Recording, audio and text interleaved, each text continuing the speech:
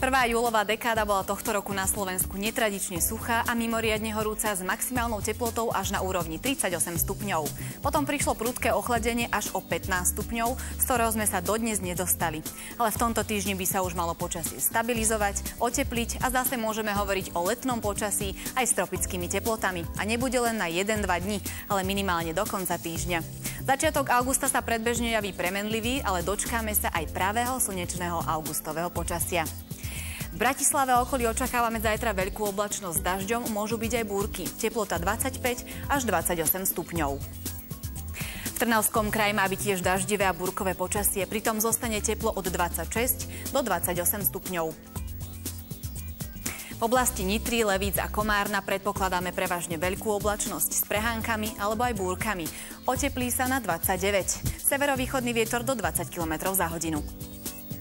Od Mijavy až po Prievidzu má byť tiež prevažne veľká oblačnosť aj s občasným dažďom a občas aj búrky. Teplota od 23 do 26 stupňov a slabý vietor.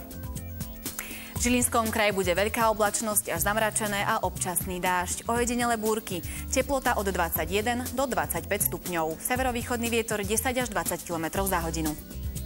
V Banskobystrickom kraji čakáme prevažne veľkú oblačnosť, zrážky najmä na Spiši. Teplota dosiahne 21 až 27 stupňov. Severovýchodný vietor do 20 km za hodinu. V Prešovskom kraji má byť prevažne len malá oblačnosť. Najvyššia denná teplota od 25 do 29 stupňov. Severovýchodný vietor 10 až 20 km za hodinu.